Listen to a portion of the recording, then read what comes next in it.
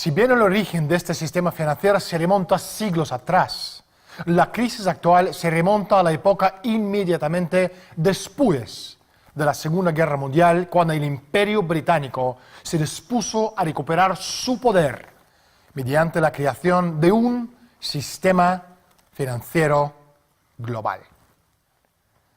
El capo de este esfuerzo fue el grupo Interalfa de Lord Jacob Rothschild y de sus co-conspiradores en la ciudad de Londres y Wall Street.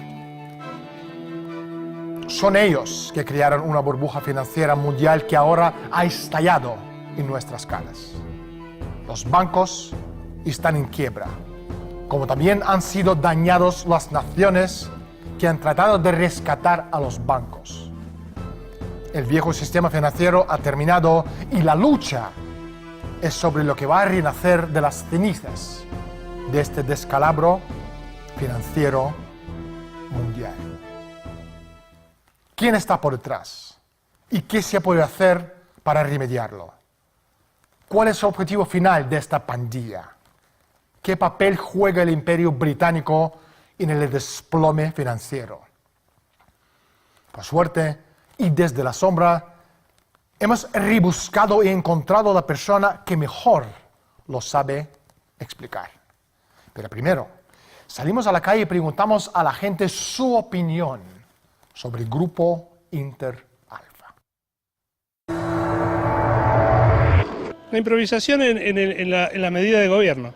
¿Qué crisis financiera? Los especuladores de bolsa, en fin, las grandes financieras. Digamos que podría ser Zapatero. Pues los bancos y los políticos.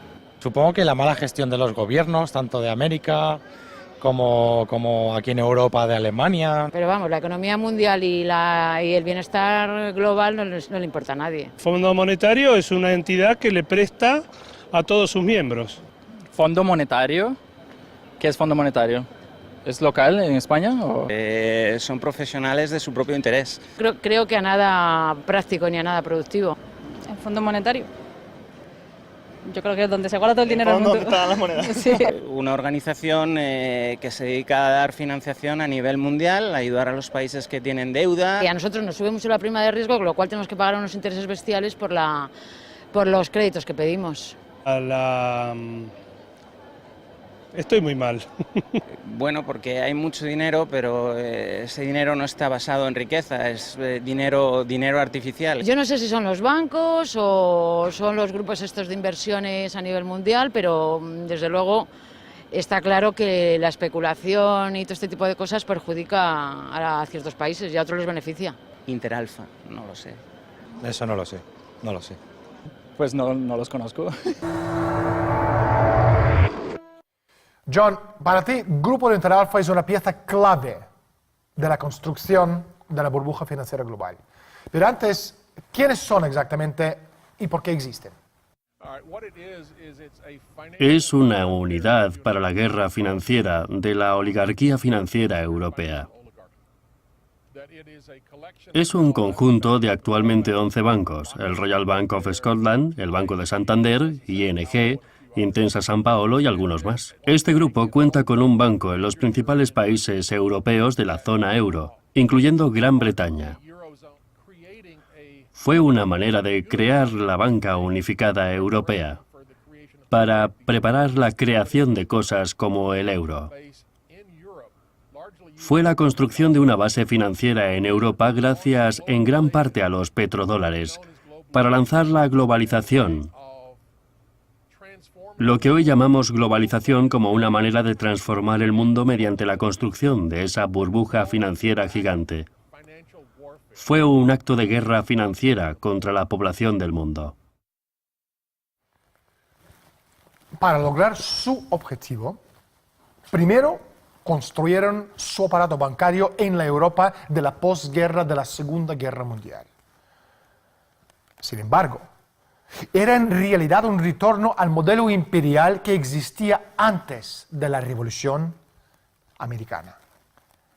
La planificación de esta nueva Europa comenzó incluso antes de que cesaron los combates en la guerra y condujo a la creación de la Comunidad Europea de Carbón y del Acero en 1951 y a la formación de la Comunidad Económica Europea en 1957 en los pasos iniciales hacia la Unión Europea de hoy y su moneda supranacional, el euro.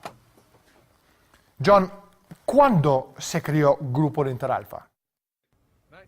Empezaron en 1971 y diferentes bancos de diferentes países se unieron al grupo y todos esos países se integraron en la Unión. Permitieron la entrada de la banca extranjera. Es parte del proceso que se inició con el Tratado de Roma y la Comunidad Europea del Carbón y del Acero. Ese fue el principio del proceso que ha llevado al euro. Se trata de una jugada oligárquica para unificar el sistema bancario europeo y hacerlo responsable ante el sistema bancario estadounidense. Es básicamente una manera de reconstruir el Imperio Británico después de la Segunda Guerra Mundial. Siempre que entendamos que el Imperio Británico es algo que emigró desde Europa a Gran Bretaña y no algo que se formó en Gran Bretaña y se fue a Europa. Con estas medidas, hacia la eliminación de la soberanía nacional, el imperio comenzó el proceso de construcción de un sistema financiero europeo sin fronteras. En rápida sucesión vino el desarrollo de los mercados de eurobonos y eurodólares, tanto como los bancos de consorcio. Estos bancos fueron los sindicatos o empresas conjuntas, joint ventures, en su mayoría con sede en Londres, que unieron los bancos británicos con los bancos con sede en Europa, Asia y las Américas. Estos bancos fueron diseñados para flanquear las regulaciones bancarias nacionales y como tales representaron el inicio de la globalización, es decir, imperialización de las finanzas. John, tú acabas de mencionar el Imperio Británico. ¿Sigue existiendo tal imperio? Te pregunto porque para la mayoría de la gente el Imperio Británico dejó de existir tras la Primera Guerra Mundial. Eso es lo que surge cuando empiezas a fijarte en el grupo Interalfa. Porque el Imperio Británico dejó de existir oficialmente de nombre cuando se lo cambiaron por el de Commonwealth. Pero lo que pasó fue que dejaron de dirigir las colonias abiertamente para controlar las cosas mediante el control financiero y comercial. Por tanto, la Commonwealth británica es el Imperio Británico, pero el Imperio Británico va mucho más lejos, porque este sistema global, que incluye cosas como Wall Street y Frankfurt, París y todos los principales centros financieros como Suiza, es el Imperio Británico hoy en día. No se le da ese nombre. Fingimos que no existe, que el Imperio Británico es cosa del pasado. Pero de hecho es muy real, y si nos fijamos en todas las maniobras actuales y en las 60 quiebras financieras de 2008, veremos que la operatividad del Imperio Británico sigue siendo muy fuerte. El imperio no es un rey ni una reina sentado en un trono chapado en oro. Los imperios están por encima de los reyes. Son un sistema de control. Lo controlan todo por medio de un sistema monetario internacional controlado por banqueros internacionales. La globalización no es nada más que una forma nueva del imperio. Es la eliminación de la nación-estado, es la eliminación de la libertad y es la eliminación de los derechos.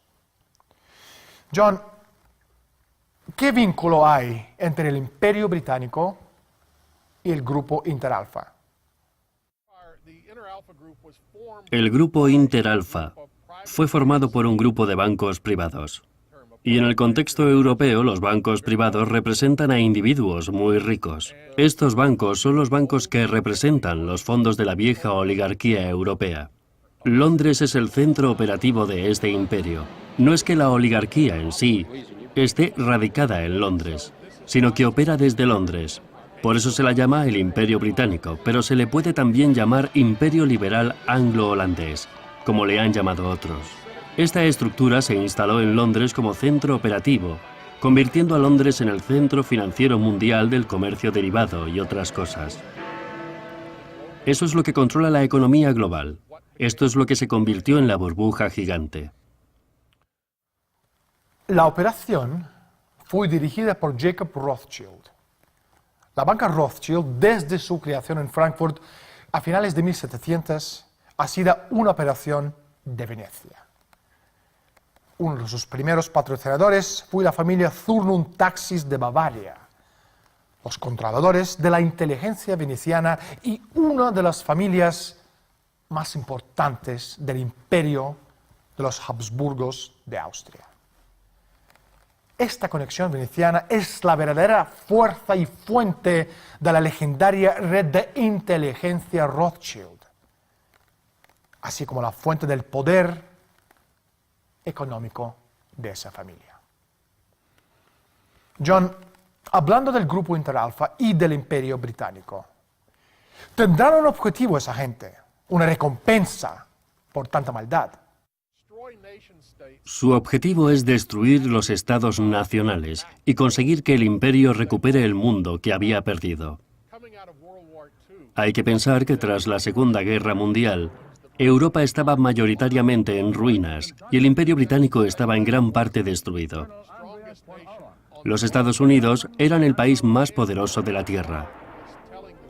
Y en tiempos de Roosevelt se les dijo a los británicos que iban a perder su imperio, porque nosotros no hemos hecho esta guerra para salvar el Imperio Británico. Tendréis que liberar a las colonias. Esto fue una amenaza gigantesca. Los británicos entonces, el imperio, decidió que primero tenían que hacer reformas y cambiar la naturaleza de su estructura de poder. Por eso se deshicieron de las colonias y pasaron a este sistema financiero. Y segundo, que tenían que destruir los estados nacionales desde dentro y especialmente los Estados Unidos mediante la guerra financiera. Fundamentalmente se trata de que esta estructura corporativa esté tomando el control y sustituyéndose a los estados nacionales. Este era el objetivo último de la operación Interalfa y del cambio británico tras la Segunda Guerra Mundial. John, parece como si hablara no tanto del gobierno mundial, sino del concepto de empresa mundial SA, que discutió en la conferencia del Club Bilderberg en 1968. Exactamente, exactamente. En la conferencia de Bilderberg de 1968, George Ball hizo un discurso. George Ball, el de Lehman Brothers, que estaba en el Consejo de Bilderberg, proponiendo la idea de que el Estado Nacional era un concepto político arcaico, que las naciones tendían a preocuparse demasiado por los pueblos de dentro de sus fronteras y eran demasiado sensibles a las demandas de sus propios pueblos. Y que en un mundo de escasez maltusiana, era necesario gestionar mejor los recursos. Una nación no debía tener el control de los recursos dentro de sus fronteras, porque esos recursos podrían quizás usarse mejor en otro sitio. La estructura vieron que ya tenían una para reemplazar al Estado Nacional, y esa estructura es la empresa. Por eso proponía una empresa mundial. Es decir, reemplazar los estados nacionales por empresas. Y si se fija en lo que está pasando, verá que eso es exactamente lo que han hecho. Desde finales de los años 60 y a lo largo de los 70 y los 80, Estados Unidos y el resto del mundo se han visto invadidos por ese aluvión de finanzas, de fusiones, esta consolidación cada vez más extendida de empresas industriales, agrícolas y financieras. Y estas han ido construyendo lentamente unos cárteles gigantescos, hasta el punto de que en la realidad estamos viendo cárteles que controlan los recursos del mundo, que de hecho gobiernan el mundo en sí. Tenemos a los banqueros que dirigen las empresas, los cárteles de empresas y los cárteles que controlan las necesidades de la vida y que son más poderosos que las mismísimas naciones. Así pues, todo este proyecto de la empresa mundial es en cierto sentido una vuelta a los viejos tiempos de la Compañía Británica de las Indias Orientales. Solo que con una cara más informatizada. Lo que más debería asustar y a preocupar a la gente es que la élite ha terminado haciendo lo que anunció en 1968. Y eso nos debería dar miedo a todos. John, en Europa los países van uno tras otro gastando y firmando rescates y se anuncia un paquete de medidas de rescate tras otro. Pero nada parece suficiente. ¿Dónde irá todo a parar? No se supone que deba ser suficiente. La idea de que se puede rescatar el sistema con paquetes de rescate es una estafa en sí misma, y la gente que la propone lo sabe. Lo que se hace en nombre del salvamento del sistema financiero es en realidad una operación para destruir lo que queda de los estados nacionales. Bajo el disfraz de estar salvando la economía, los banqueros transfirieron enormes cantidades de deudas procedentes de manos privadas desde los bancos y otras poderosas entidades hasta las cuentas del gobierno. Pero no hay manera de pagar jamás esta deuda, de modo que el efecto de dicho rescate es hundir en la bancarrota a los gobiernos. El verdadero propósito del rescate es rematar la destrucción de los gobiernos que inició el proceso Interalfa. Y ese es el verdadero problema del rescate. Estamos viendo cómo se destruyen las naciones del mundo y se sustituyen por dictadores fascistas, por una dictadura internacional imperial. John, se dice que el actor clave en los mercados financieros mundiales es China. China es el mayor comprador de deuda de Estado. ¿Por qué ocurre eso? ¿Y qué significa? Eso es parte de la razón por la que los rescates no funcionarán. Porque si los estados hacen dinero vendiendo bonos en los mercados financieros para conseguir dinero para rescatar a esos mercados financieros, se arma un sistema circular cerrado que no se puede rescatar a sí mismo. Hemos llegado a un punto en que China no ha parado de repetir que los Estados Unidos están devaluando el dólar, lo cual es absurdo, que tienen que dejar de hacerlo. Y nosotros respondemos diciendo, bueno, lo mantendremos alto, pero solo nos quedan los bonos de garantía federal y puede que nadie los quiera. En un mundo en el que todos están en bancarrota, realmente nadie va a comprar eso. Así que empiezas a comprarlos tú mismo, lo que básicamente es como jugar al trile. Es un sistema de la fase final de la muerte del sistema. Cuando los bancos centrales empiezan a comprar bonos del Estado, es decir, que el Estado está comprando sus propios bonos, es el final. La señal de que se terminó la partida. Y de hecho estamos entrando en una fase de cambio, en la que vamos a ver algo diferente. Es decir, un dramático desmantelamiento de los estados en beneficio de la horda bancaria. John, muerte del sistema, derrumbe sistémico. Son expresiones que dan miedo. ¿Qué significan? ¿A dónde lleva todo esto al mundo en el día de hoy? Si esto ocurre realmente, si el tinglado se desploma, imagínese levantarse mañana por la mañana con los bancos cerrados. Dado que todo funciona sobre la base del crédito en la economía, si los bancos cierran por algún tipo de acción estatal de emergencia, entonces todo cierra. No puedes rellenar talones, no puedes usar la tarjeta de crédito. El almacén no puede recibir los suministros de comida. Si no puedes conseguir gasolina, todo el sistema de producción y distribución se detiene. No hay crédito, no hay sistema bancario, no hay manera de pagar las cosas. Tampoco se puede tomar prestado dinero para conseguir cosas. El sistema entero se detiene. Básicamente la sociedad entera echa el cierre.